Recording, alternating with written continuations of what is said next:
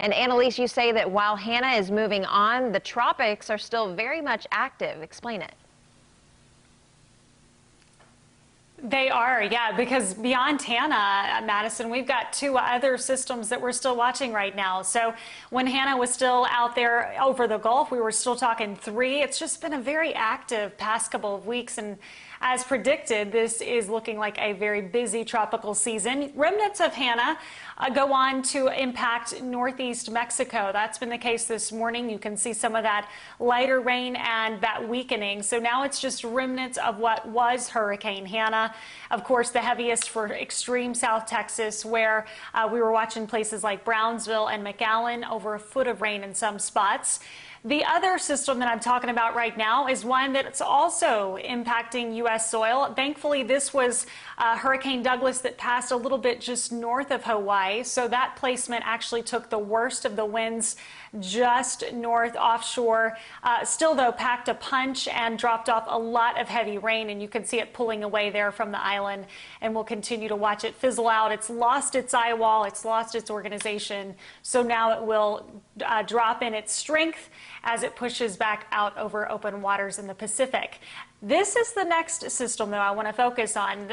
We are watching a disturbance out over the Atlantic. It is moving off to the west. It has an 80% chance of forming into a tropical cyclone, so gaining our next name.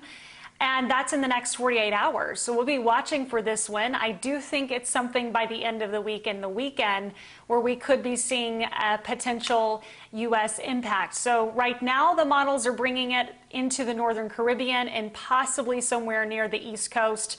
We'll keep following it for you, of course. It is of great interest as that will continue to strengthen.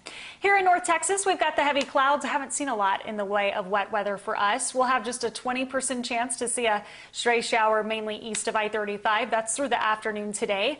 Then tonight, we're watching a complex of storms out of Oklahoma that'll try to dip south. I think they'll be weakening pretty quickly. So maybe impacts up in Montague County, maybe around Wise County, but that will quickly fizzle out in the pre-dawn hours. Better rain chances tomorrow come into play in the afternoon. You can see some fairly widespread showers and storms. So tomorrow's actually our better bet for rain. Heavy downpours will be the thing to watch into the afternoon, and that will all taper off later tomorrow night. But for now, 83, not too bad. Thanks to the clouds, temperatures have not been too bad across the area. Most of us in the low 80s, Dallas at 81 and 83 from Fort Worth. We get into the low 90s because we're going to gain some sunshine in the next several hours, and we will be watching for temperatures to stay right below average thanks to that unsettled pattern. Low 90s the next several days. Well, the low 90s sound pretty good, Annalise. Thanks so much.